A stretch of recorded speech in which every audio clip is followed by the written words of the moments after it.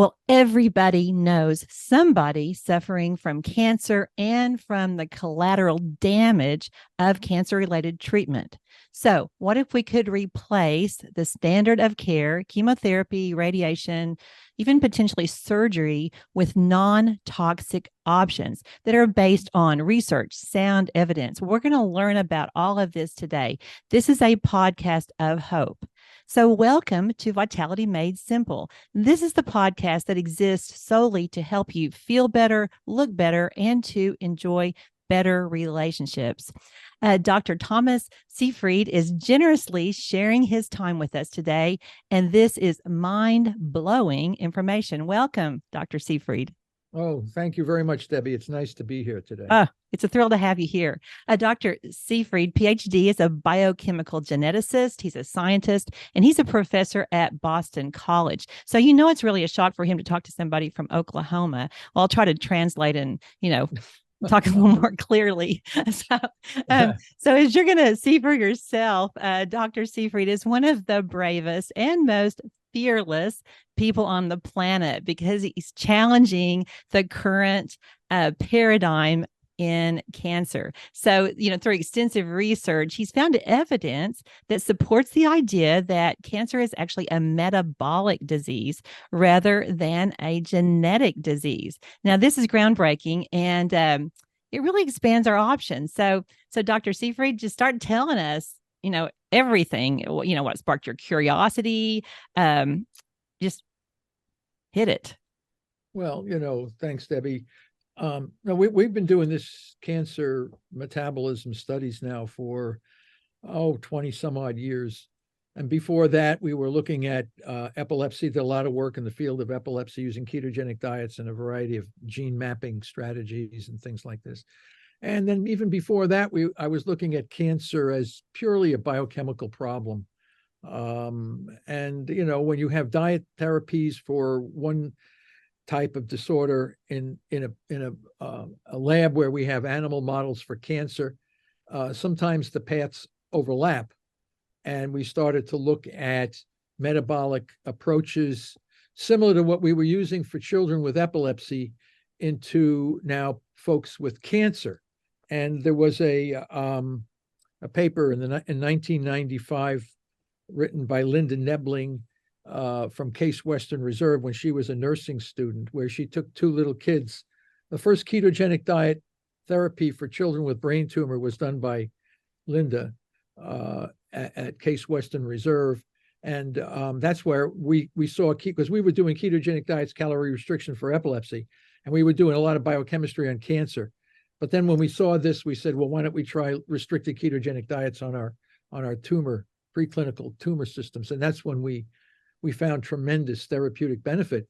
And then we said, well, how come nobody has ever seen something like this? And they have. And it was Otto Warburg from the 1920s, the giant in the field of cancer biochemistry, who had already described why lowering glucose should be very effective against managing cancer.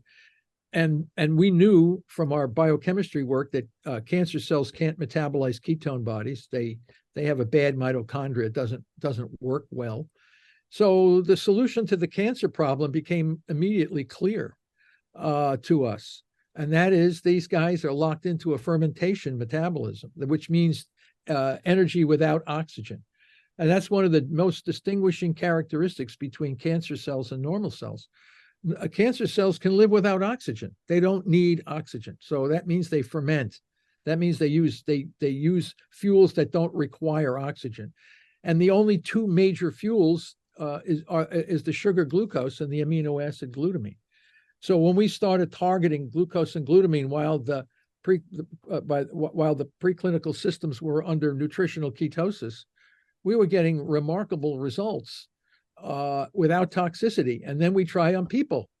And of course, people respond much, much better than the mouse does, because the basal metabolic rate of humans, you can do so much more with humans.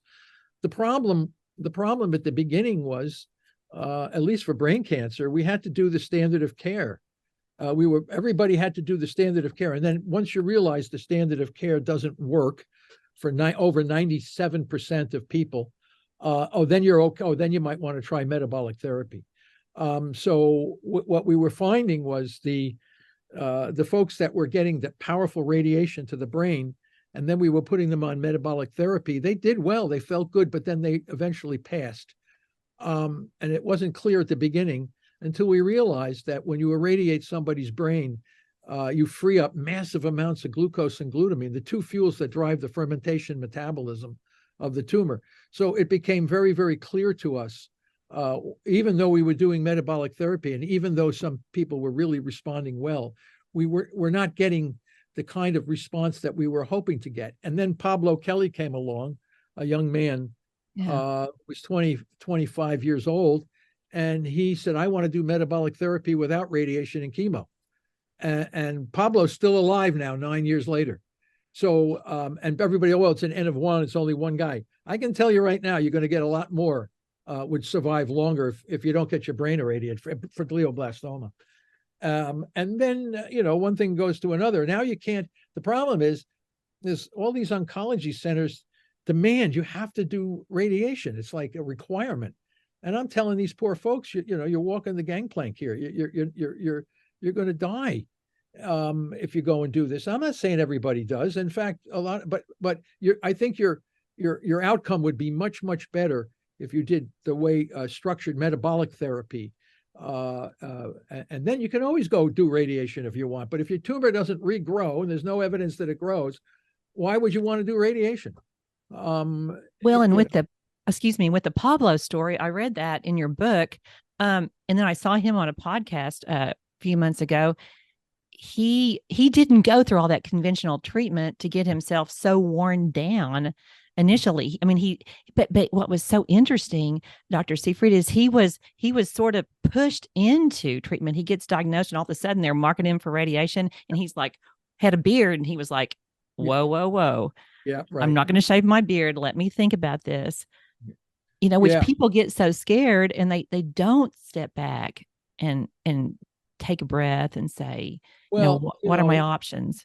Yeah, well, listen, when anyone, you or anyone in the family is diagnosed with glioblastoma, it's like a sledgehammer hits you and you're stunned, and everybody in the family is stunned. And the first thing you do is you say, what is this? And you look it up on Google or whatever, and you say it's a death sentence. And for the majority of people, it is. But the issue is, we're saying it does not have to be a death sentence. If you do metabolic therapy the right way, I'm not saying we can cure you. The idea is, can metabolic therapy allow you to survive on the planet for a longer period of time without toxicity? And the answer is, I think definitely so.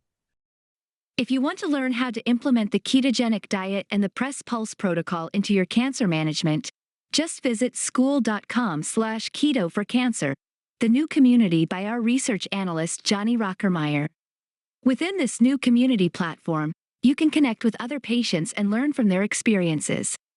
You can also just search through the posts other members have already made. You will have access to our classroom section as well, which provides practical advice and tools for the best results. These sections cover all parts of the Press Pulse protocol that you should implement. Starting with the general scientific concepts by Dr. Thomas Seyfried, we will show you how to start the ketogenic diet, including which foods to choose and which to avoid. Additionally, we prepared a list of doctors specialized in metabolic therapy, as well as details about glutamine inhibition and hyperbaric oxygen protocols. So, take a look around at school.com/keto for cancer. All we know is Pablo's still alive at 9 years. Will he die in 15 years from the tumor he had? We'd say, well, then you didn't cure him. Well, he's lived, he's had a family, he's had 2 kids. I mean, he certainly got on with his life to a high quality, and not perfect. He has some seizures from the surgical radiation, from the surgery, not the radiation. Of course, he had no radiation. He had no chemo. He pushed surgery off for 3 years, which is interesting. So, because we could shrink the tumor down. He was also very fortunate to have what we call the IDH1 mutation, which is, I call it a gift from God. It's a mutation that acts as a drug that restricts fermentation metabolism. So it's a gene mutation that acts like a drug that targets glucose and glutamine. Can you believe this? So and those guys normally live. Here's the interesting thing. If people with those kinds of tumors are shown to have that mutation, by and large, they will already live twice as long as someone who doesn't have the mutation. The problem, of course, is they still irradiate and do all this toxic stuff to those folks, taking away the survival advantage that the mutation has given them.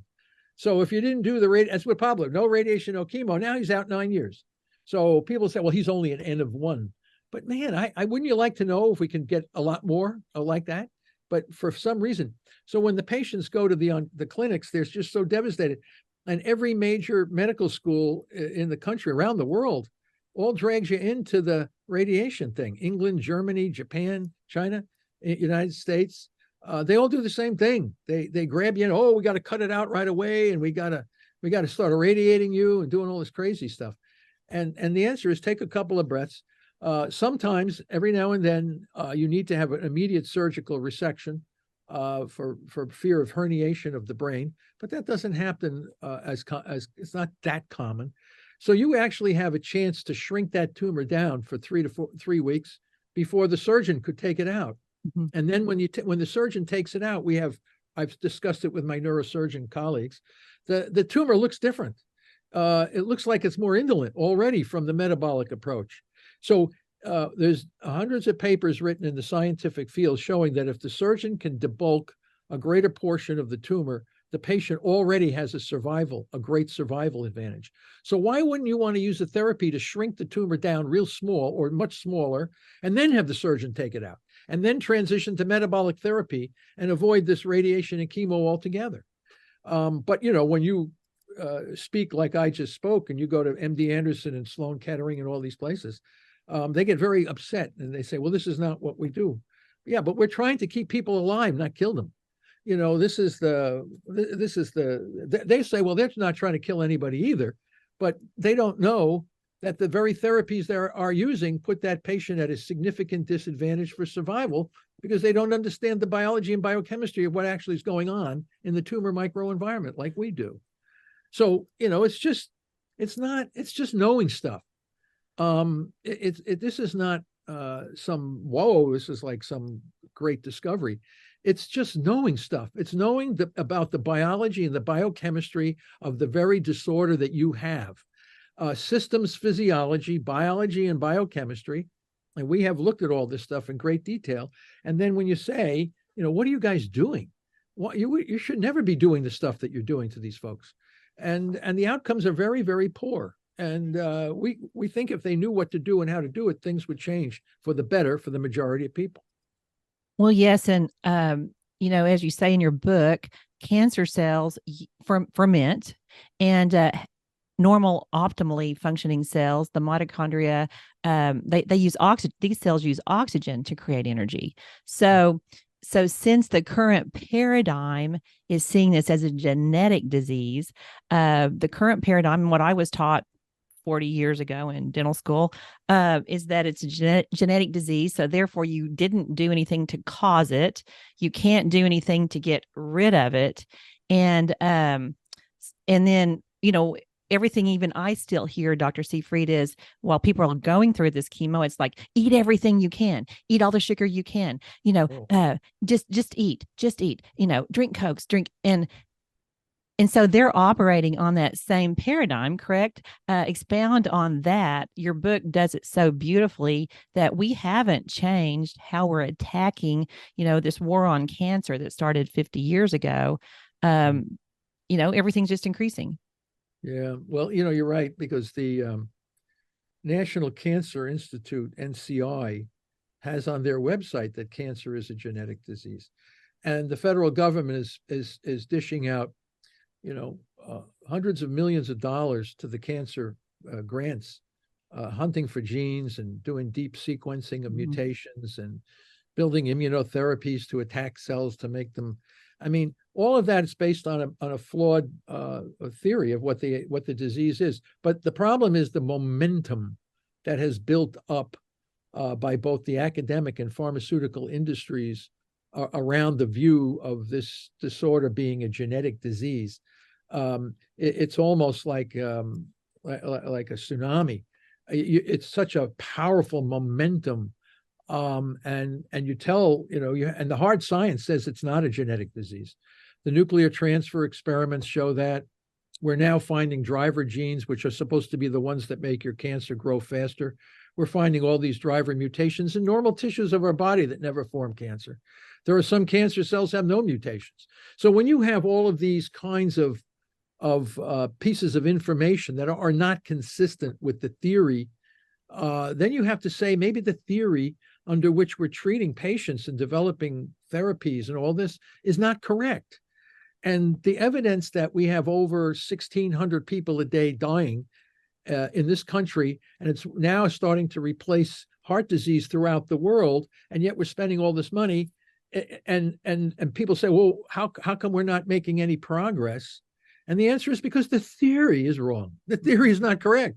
And as long as people think it's a genetic disease, we'll never have any major problem. I mean, every now and then you get some spectacular response on one of these immunotherapies, but they don't talk about how many people were killed by the immunotherapies.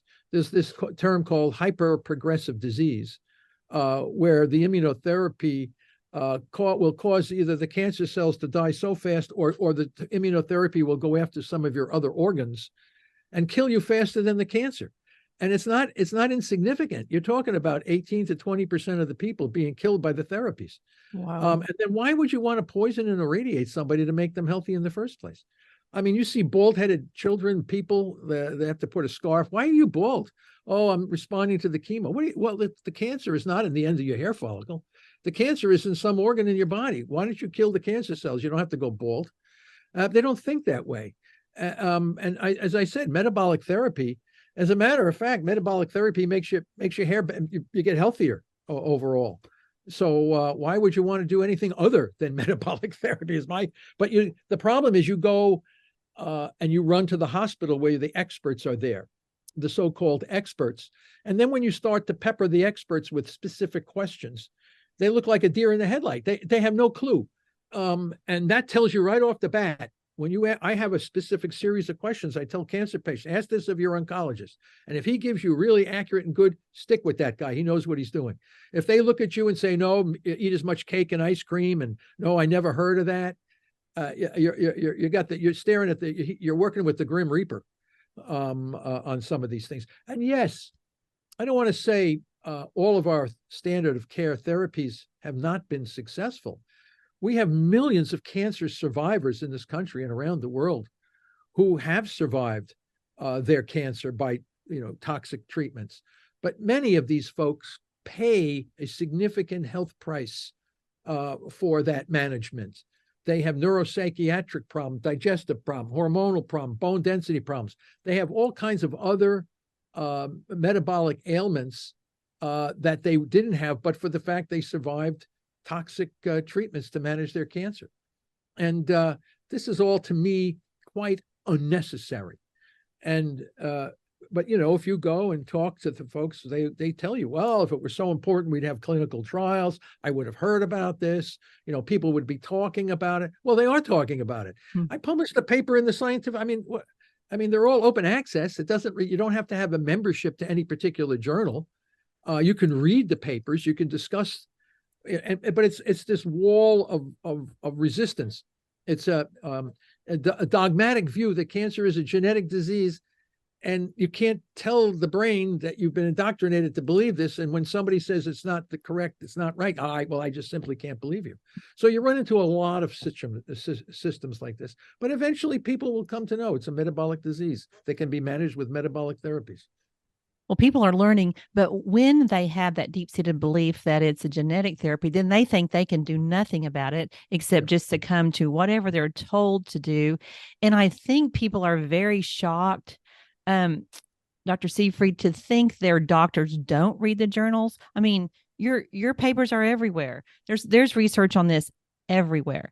And I guess we assume our doctors are reading that. But, I've learned they're not.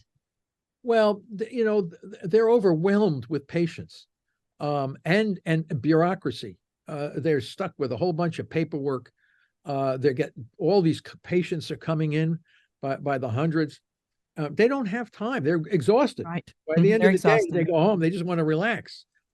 They're not going to sit there and read these high-powered papers that this is what I do. That's what we do. We run the experiments next door. We're reading these all the most recent papers that come out we're aware of. I have classes where students' job is to cover the most recent papers on cancer metabolism and therapies. So we're on top of this all the time, and we're doing the translational research next door in my lab. And then I have an army of physicians out there that want to try this stuff. And sometimes they're not allowed to try it. They're fearing they're going to lose their job or their license or something like this.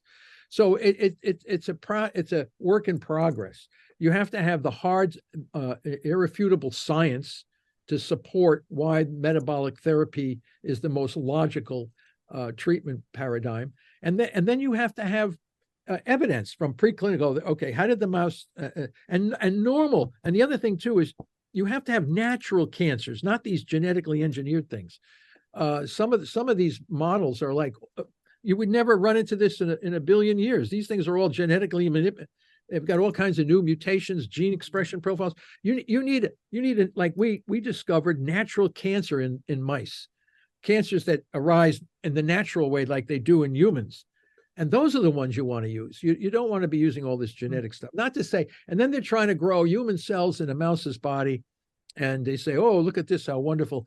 Humans and mice are separated by 50 million years of evolution. You know, the mouse basal metabolic rate is 7 times faster than the human. So making these, and then some people on NIH studies say, oh, you can't, you've got to use xenograft, which is putting human cells into the body of a mouse. And that means it's going to be important. So you have a whole bunch of models that are not accurate. You got to have accurate models. You have to have, and we have I published a paper on the dog cancer, on mast cell tumor from some woman who had the dog, and we used metabolic therapy to completely resolve that cancer. The dog died from at old age, from heart disease. So we can manage these cancers in dogs and people. The problem is that science is challenged because they don't know about it, but their arguments against it are very superficial. It's like, well, it hasn't been repeated, or I would have known about it if it were really important. These are not scientific arguments. The argument is what part of the metabolic pathway that's disrupted do you not see when we have all the readouts from these pathways? And then they look at it, well, I don't know about that. Maybe, you could be right about. What do you mean you could be right about that? The idea is you see tumors shrinking, animals are getting healthy. We just published a paper in bioarchives, open access, and we have a supplement. It's pediatric high-grade glioma, a model. Pediatric high-grade glioma is the #1 cause of cancer death in little children. They have made zero progress in this field. We put together a cocktail, diet drug cocktail, non-toxic, and we have a supplementary video in that paper. People can look at the video and see the animals that were not given the therapy and the animals that were given the diet drug therapy, and there's a striking difference in quality of the animals, the way they look and the way they appear. I mean, you can see it. And I say, if we ever did that in the clinic today with high-grade pediatric glioma, we'd have an enormous success. But they're not doing it. They're locked into this crazy stuff that they do, the system. And these folks that are working there, they're well-meaning. They don't want to harm little kids. Nobody wants to harm anybody else. But they're all well-meaning, but the system is inflexible. And it's the inflexibility of the system that allows this tragedy to continue. So you have to say, who is running the system? Who's making the decision? Why standard of care is written in granite and is not flexible? When something comes along that works, everybody should be extremely interested in that. But you say, oh, well, this is a diet drug and the drugs are like parasite medications and this kind of stuff. Well, we're telling you how it's working. It's working.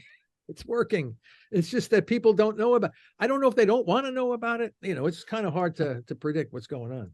Well, I was so shocked in your book, folks. He wrote "Cancer as a Metabolic Disease." When this is on YouTube, you'll see this book. It's a an amazing book, thick and complete.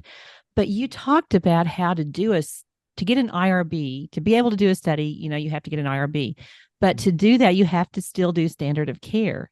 I mean, that really blew my mind, Dr. Seyfried, that you can't just do what you think works. You have to sort of pollute it with what doesn't work. No, yeah, you're 100% correct, especially with glioblastoma. You must do standard of care. And when that doesn't work, which is 99% of the time, then maybe you can consider metabolic therapy. Or you can do metabolic therapy combined with the standard of care. But they will never allow the critical group. So we have standard of care with metabolic therapy, but we never are allowed to do metabolic therapy alone. Because God forbid, if those guys are much healthier and they live twice as long, everybody's want to do that. Exactly. And that disrupts a huge, practice in medicine. And everybody be running around, wondering what they're going to do. But I think, we can probably do some hybrid approaches.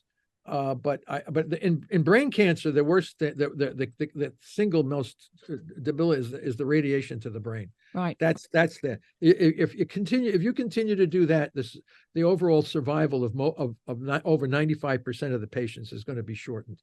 So you got to stop doing that. Maybe some of the other drugs they use, and surgery for sure is part of the standard of care. But it's when you do it, when you can shrink the tumor first and then do surgery. I have no problem with surgery. Surgery can cure cancer if done the correct way. So we want to leave that in the program. And we can leave some of the other drugs as long as and when you're under nutritional ketosis, you can cut the dosage down of those drugs. Right.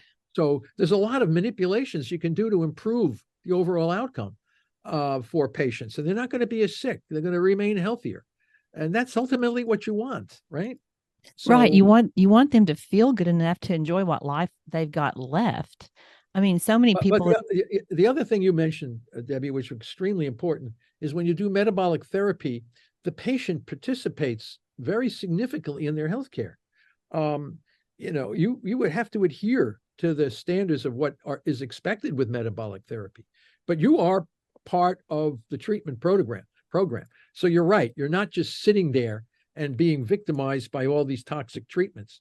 You, as metabolic therapy, you're playing an active role. You're the one looking at your blood glucose and ketones. You know that we publish the standards with the glucose ketone index calculator. You can buy it from Amazon, and you can the Keto Mojo. So yeah. I mean, we have thousands of people with diabetes measuring their blood sugar all the time. But if you're a cancer patient, you need to do the same thing, except you have to elevate your ketones at the same time. People call me and they say, I've been doing metabolic therapy and I just can't get my blood glucose down, or I can't get my ketones up. Well, then water only fast, you see what happens. Do water only fasting. That'll kick you into ketosis for the most part. And you can just work on it that way.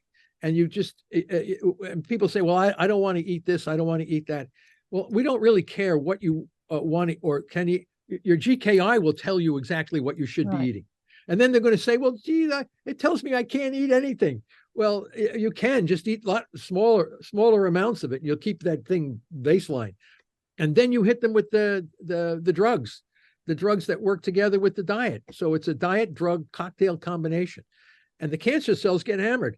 They can't tolerate this kind of a treatment. They up and die because they must ferment. And if you're taking away their very fuels and force feeding them a fuel they can't eat, they can't burn fatty acids and ketones, you're killing these guys.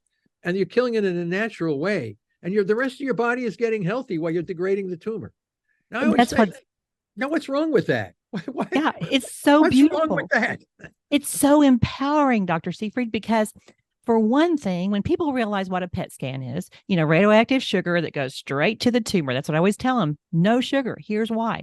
But then when they see the numbers on their, Keto Mojo, they're empowered, and that decreases fear, I believe, because, they get all this fear, and fear raises blood sugar, for our listeners. And so if you can decrease fear and do some stress management, what would you recommend people do for in the stress management area during all this? Well, we put that in the Press Pulse paper, stress management. You have massage therapy, music therapy, all kinds of other kinds of therapies that are designed to reduce stress. And you're absolutely right. Stress elevates glucocorticoids, which elevate blood sugar. You don't want blood sugar. You want that sugar to be as low and steady as possible. And so there are a lot of things, but the key is it's a combination. You have the diet, you have the stress, you have all of these things that you're doing to lower sugar, and then you come in with drugs at low dosages, and you gradually hammer away at the tumor. And the way you do this is you look at PET scan, MRI, CAT scan, whatever non-invasive technology you have, you look. Now, the other thing too, in the case of Pablo Kelly, Pablo is not cured. He is 9-year survivor for sure. But when you look at his MRI, he still has a tumor in there. Okay, it's indolent. It didn't go away. And Pablo found out that when he started eating a lot more sugar and stuff like this, the tumor grew faster. So he got off it real quick, and the tumor, it's almost like watching something go up and down just by the diet itself.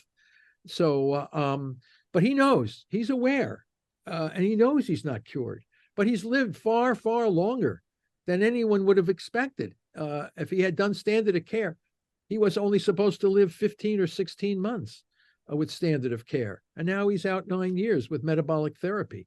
And well, everybody wants to be, I don't know if everybody's going to be like Pablo, but we're starting to see more folks that are doing pretty well. And it's going to be a reevaluation of what works together. You need that diet to lower the blood sugar and elevate ketones. It makes the whole body healthier. Reduce inflammation. The whole body inflammation goes down. Blood sugar goes down. When you irradiate somebody, whether it's in the brain or some other tissue, it's a monster inflammation inducer. Blood sugar goes up, inflammation goes up. Why are you treating somebody with a therapy that makes an ideal microenvironment for the tumor? It actually facilitates the rescue of the tumor. So all of this stuff makes no sense if you understand the biology and biochemistry of what's going on. No, it makes no sense. They get swelling as a result of all of that. So they put them on steroids. The steroids raise the blood sugar. It's just this vicious cycle. So Dr. Seyfried, what other types of cancer are you using this Press Pulse metabolic therapy in? Well, we're trying to find, and we have not yet found any cancer that can survive without glucose and glutamine. And that's because if I did a very deep study looking at hundreds of papers to see if I could find cancer cells that have a normal number, structure, and function of mitochondria, the energy producing cells, the organelle in the cell. And we can't. Whether it's liver cancer, lung cancer, colon cancer, bladder cancer, breast cancer, all the blood cancers, the leukemias, they all have the same problem. They all have a very similar problem. They're dependent on a fermentation metabolism for survival. That tells us right there, a singular therapy could be effective in managing the majority of cancers. So you don't have to run off and say, oh, you have this special cancer, or we have it. They're all very similar. They can't live without fermentation. And we have not yet found any tumor cell that can live without glucose and glutamine. So it tells us right there what the vulnerability of these cancer cells are, because they all have a similar metabolic problem. They're dependent on fermentation, which is energy without oxygen. So you can take these cancer cells and put them in no oxygen, it's still fine in there, as long as they have fermentable fuels. You can pour cyanide up. Cyanide kills animals real quick, but not a cancer cell. Cancer cells live in cyanide. They can live, you can't kill them with cyanide. What does that say? They're fermenting. They're not using oxygen.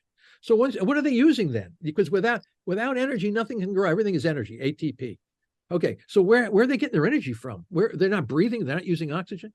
And the answer is they're fermenting. Now, the big stumbling block in the cancer field from some of the top academic centers is if you take cancer cells and grow them in culture and you measure their oxygen consumption, they're sucking down oxygen.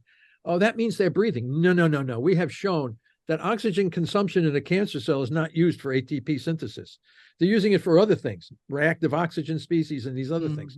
They're not making, when we breathe air, that oxygen is used to make ATP in our system. When cancer cells take in oxygen in the culture dish, they're not using it to make it. If they make ATP from the oxygen consumption, it's very, very small. It's not sufficient to drive the beast. So they have to ferment. And you can take away all the oxygen. As long as they have fermentable fuels, they're going to be okay. So that tells us right there how to manage the disease. That right there, we know how to manage this disease. So these cancer cells are using sugar. We get rid of that with the diet. They're also using glutamine. Glutamine is a non-essential amino acid, which means, listeners, that non-essential means your body produces it. You don't have to eat it to get enough. But of course, glutamine is in lots of foods too. So how do people manage well, that's the drug. Those are the drugs that we use, and they have to be done strategically. So you can't just throw in a glutamine inhibitor on top of the body. Because then you shut down the value of glutamine for your gut, for your immune system. If you kill a lot of cancer cells, there's dead cells in the location of where you kill them. Okay, well, we got to get rid of the corpses. There has to be a physiological system that moves into the area where the tumor once was. You got all these dead and dying cells in there. And our immune system cleans up the mess. The issue, of course, is the immune cells need that same glutamine as much as the cancer cells use it. So it's the singular molecule that both the normal cells and the tumor cells need. The normal cells don't need glucose because they can burn ketones, so we can eliminate that. But the normal cells need, especially the immune system, needs glutamine.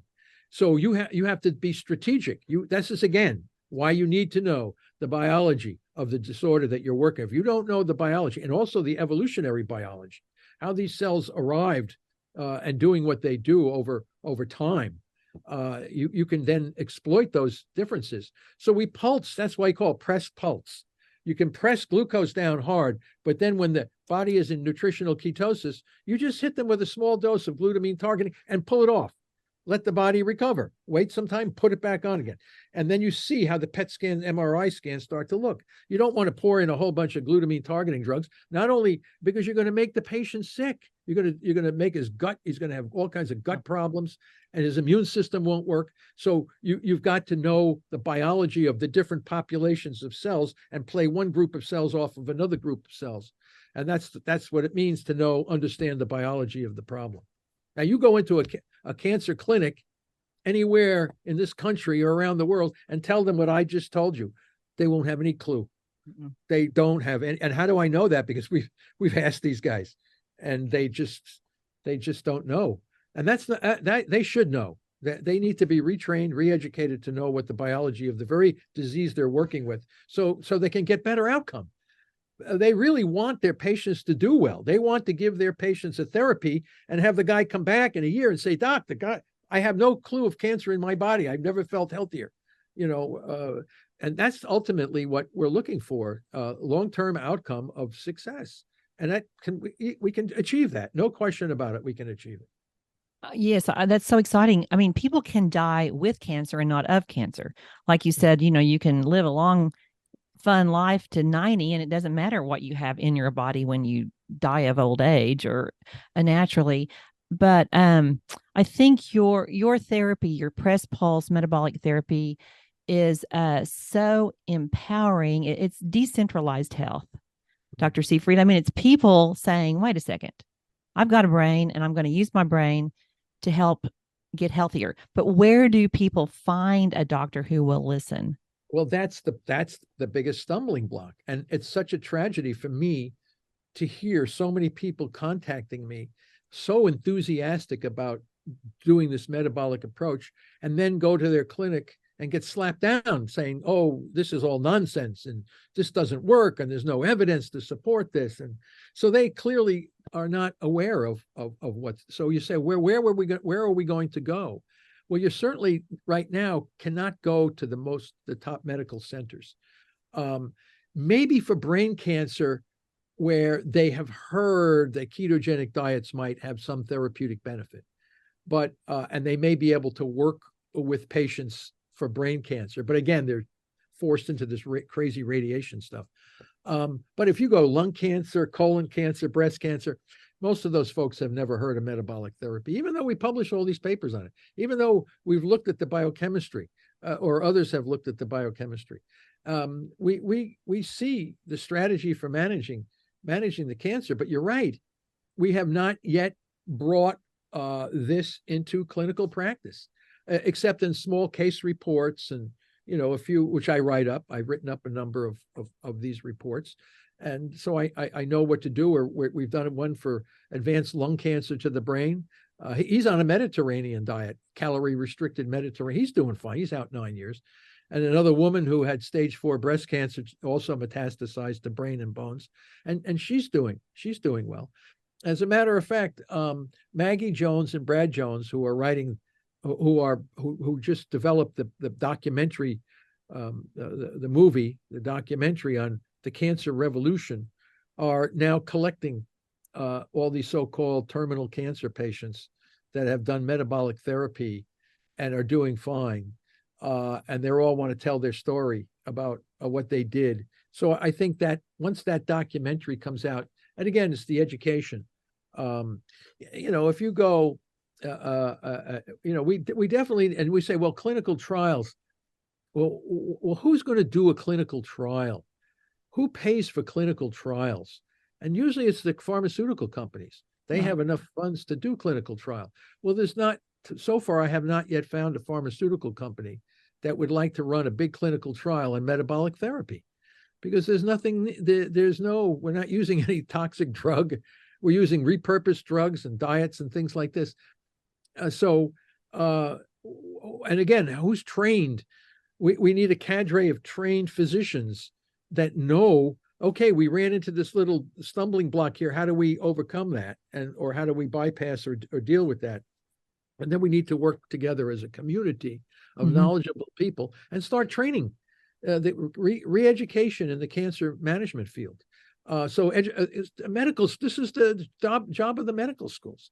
They should be training their oncologists to know how to use metabolic therapy as it by itself or combined with other standard practices.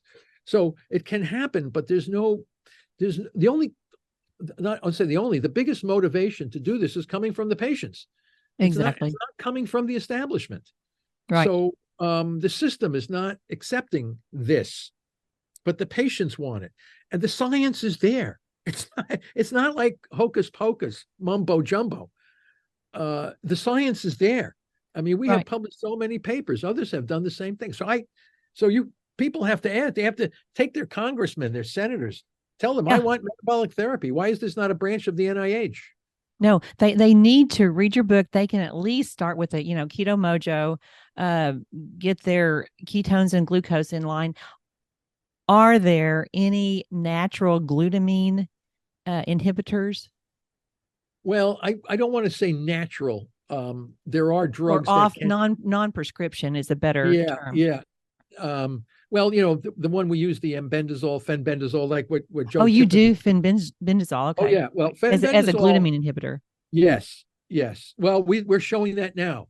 Actually, we have some evidence that this might be inhibiting glutamine. Oh, that is incredible. Yeah, we're working on it. In fact, we published a paper right now in bioarchives. People can look at it. Okay. We used M-bendazole, not fen. It's a very similar drug. Yeah. It's really the people form of it. Dr. Seyfried and I talked off camera about a previous interview I did with Joe Tippins. That's been, I get emails every single day asking about that interview, and people are always, wanting just to take this dog dewormer, fenbendazole, that they can get over the counter. But I try to tell them, you've also got to be in ketogenesis. That was a real key for Joe. He couldn't eat. His throat was fried because of his radiation treatment. So he was doing the keto diet because that's all he could do, and really extreme calorie restriction. So that's where you're coming from. And it all matters. Yeah, we published many, many papers on showing how calorie restriction, water-only fasting, and this kind of stuff lowers blood sugar, reduces inflammation, kills the tumor cells, elevates. It's just an overall super health benefit thing. And then you take a little bit of a drug like M-bendazole, fenbendazole, and you throw it in there on, again, dosage, timing, and scheduling. And the tumor cells now become extremely vulnerable because you've removed their glucose, you've removed the inflammation, you removed all of the acidification in the tumor microenvironment, and now you're coming after their sole surviving metabolite, which is glutamine, and you're blocking the ability of the tumors. They get hammered. The tumor cells up and die, and they get hammered. And not only that, a lot of other things go away, like Guy Tannenbaum, who had advanced prostate cancer, and he did these water-only fasts. And not only did his prostate cancer go away, so did his type 2 diabetes, hypertension, high blood pressure, and he lost like 55 pounds. Mm-hmm. And he got really, really healthy, and everything went away because all of these chronic diseases are all linked to overabundance of sugar in the blood. So, I mean, it's all linked to inflammation, systemic inflammation, and over levels of blood sugar. So it's not complicated. It's the thing.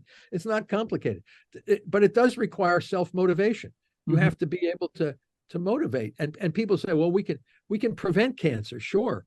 It's very hard to get cancer if you keep your mitochondria healthy. But the problem is we have an obesity epidemic. And if people were really, really concerned about cancer prevention, we would not have an obesity epidemic. Amen. Amen. It would not be love your body, even though your body is very unhealthy. I mean, you want to love your body, but you want to love your body enough to get healthy. Yeah, but it's not easy. It's not easy. I understand that. I mean, you got delis and fast food stores on every corner. Almost everything we're eating is highly processed carbohydrates. We're not getting the exercise we need. I mean, there's so many things that go into this prevention strategy that, we're addicted to glucose. The society is addicted to sugar, and we don't exercise enough, and we're not healthy. And but it all could change. But I don't think people want to change. So, except if they got cancer. Now, if you get cancer, then all of a sudden it's a game changer in your mind because you have this impending doom that you're going to die. Now reality comes back and sits right across the table from you, and you have to then make decisions about what you want to do. But metabolic therapy allows the patient to make choices about how they want to live their life from now on. And those choices can allow them to live a much healthier life and manage their cancer, or go on standard of care and roll the dice and see what happens. So it's, again, these are choices that people will need to make, but at least they should be given those choices. Right now, you go and you're not even offered these choices, and like you said, Debbie, they're told, oh, eat whatever you want, have cookies and cake. I mean, this speaks to a profound lack of knowledge. You shouldn't be saying that. That's like somebody who's trying to get over alcohol addiction and say, go to the bar every night and just sit there and see what other people are drinking. That's not productive. It's not helpful. So you really have to know what's going on. Well, and if people know that it's not a genetic disease, it's basically a lifestyle disease, a metabolic disease, and that things they're doing in their lifestyle are increasing their chance of cancer. You hear bits of that, Dr. Seyfried, but we really aren't talking about that enough, that it's somewhat in your control. I always joke that people think this cancer bird just pooped on them. They're walking along doing life so well, and boom, they've got cancer. And then they get treatment, and then 3 years later, oh, my cancer's back. And, because they didn't know they could do anything. Yeah, no, it's really quite sad. It's hard to get cancer. People say, well, you shouldn't say that. It's hard. You really have to abuse your body something fierce. And then people say, well, I never smoked, I never drank, I never did this. And I still got cancer. Well, you may have been exposed to excessive amounts of carcinogens in the environment without you knowing about it. There's a lot of what we call secondary risk factors that lead to what cancer is called dysregulated cell growth. That's what cancer is. The definition of cancer is dysregulated cell growth, cells in some organ of your body, whether it's a blood, whether it's a colon, whether it's a brain or breast or lung, whatever. You have dysregulated cell growth. Where did that come from? Well, a lot of folks get lung cancer, never smoked at all. but we have a variety of toxins. Every time we breathe air into our body, there's particulate matter, and some people may be more vulnerable to that than other folks. So even the inherited risk factors like BRCA1, Li-Fraumeni, there's a variety of neurofibromatosis. There's certain genes that are put you at risk for developing cancer. They're not causes, they're risk factors. They can only cause the cancer if they damage the ability of the mitochondria to generate energy. Because some people inherit these mutations. Oh, I'm a carrier of BRCA1, but they live their whole life and they never got a cancer. How do you explain that? Because that gene in that person never affected the mitochondrial function. But everyone who has a BRCA mutation and then develops a breast cancer, if you look at the mitochondria, they're dysfunctional and the cells are fermenting. So we know that some of these inherited mutations affect the function of the mitochondria, but it's not 100%. There's no known mutation that's 100% penetrant, meaning that everyone who has that mutation always will develop cancer. And that there's none of that. Li-Fraumeni is the highest at about 84% or something. So you get, 15, 16% of people have the mutation, they never develop cancer. How's that? So that means it's a secondary risk factor. If you have the only primary cause of cancer is respiratory dysfunction with a coupled fermentation, a compensatory fermentation, just like Warburg said. So we have now cleared up the mystery around, or a lot of the controversy surrounding Otto Warburg's central theory. It was his hypothesis.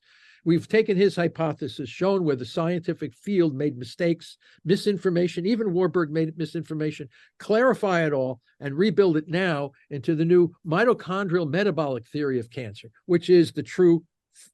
Once the field knows that, then the strategies for managing cancer are going to accelerate, and the outcomes are going to be remarkably better than they are right now. So people can work on their blood glucose now. I mean, I'm an advocate. Everybody needs to have a glucometer and know where it is, because, if it's stable, I mean, you greatly decrease your chances, correct? Well, yeah, but it's true. But blood glucose is so capricious. A person could look at a dog and think the dog is going to bite them, and the blood sugar goes skyrocketing. So fear, emotional stress and things will make blood sugar. So it kind of goes up and down during the course of a day. You have the dawn effect. When you're sleeping, the first thing you wake up, the blood sugar is elevated because you're getting ready for the day. So the body responds in different ways to blood sugar, and it can be very variable. So that's why we developed the glucose ketone index calculator, because you divide the blood sugar by the level of ketones, and that's where you take a lot of the variability away. Problem is, you've got to be eating foods that have low glycemic index. You have to have foods that are not going to elevate blood sugar, and then you can get into these stable zones for a while. And I'm not saying for a person who has no cancer, they just want to feel healthy for a while, they can go on one of these extended fast, or foods that keep blood sugar stable and ketones stable, and then you can get into the zone, see how you feel about it. So there's a lot of ways to do this.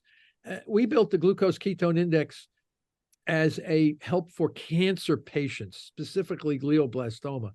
But now we see all these health gurus that are out there on the web using the GKI just to tell everybody, if you can get your GKI into 2.0 or below, you're going to get super healthy.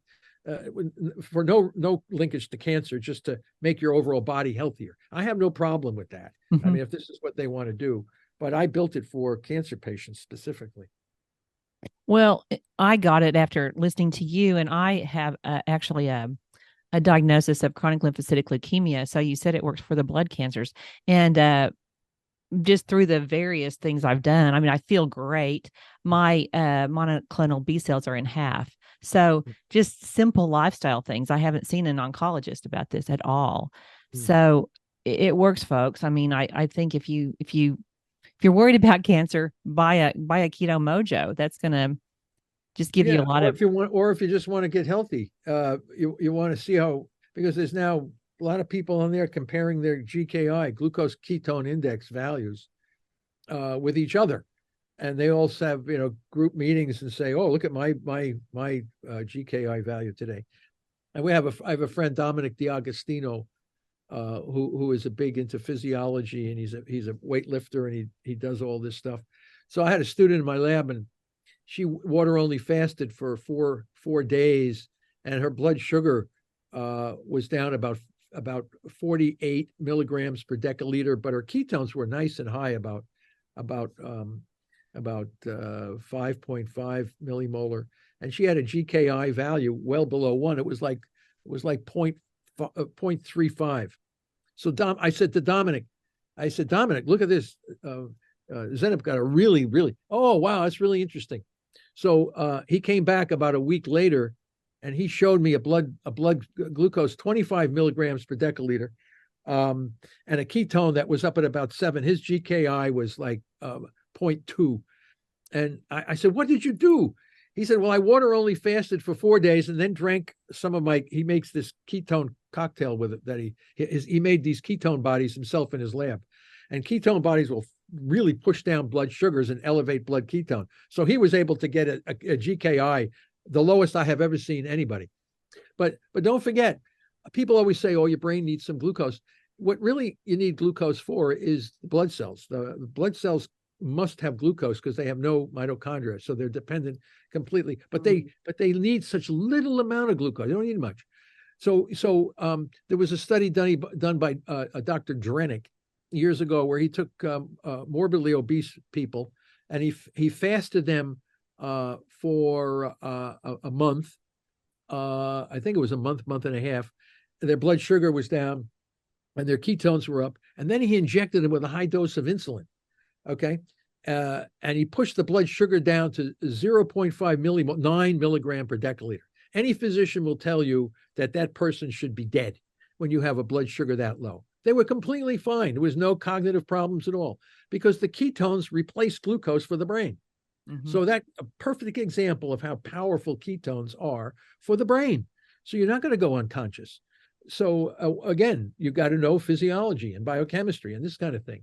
And the cancer cell under those kinds of conditions are really under tremendous stress, and they can't survive in those kinds of conditions. So you throw in a little glutamine inhibitor in there when the body's in ketosis, and you're in these guys, boy, you can kill these tumor cells in all kinds of different ways without toxicity. So it's going to be exciting, I think. Once the field comes to know about this, there's going to be all kinds of new approaches for managing cancer without toxicity. Well, I know you're a trailblazer in spreading that message. You're so generous with your time, and I can't thank you enough, Dr. Seyfried. Your book is fascinating to my listeners. I'll put this in the show notes, and it'll be on the YouTube. It's a wonderful book. It's empowering. You don't have to be fearful of cancer anymore. There are ways to treat it from a metabolic standpoint that won't wreck your life and wreck your pocketbook either. The other thing too is we have those papers. Press Pulse was not in that book. That came after, and that's now you can get that in open access. So all you have to do is put my name and just say publications, and a lot of these publications now are free. So you can get them they're all open access. So nobody has to go to the library or anything like this, have a special subscription. They're all out there. It's just people can get them and read them and discuss them and make their own decisions. Yeah, it's incredible. It's so exciting.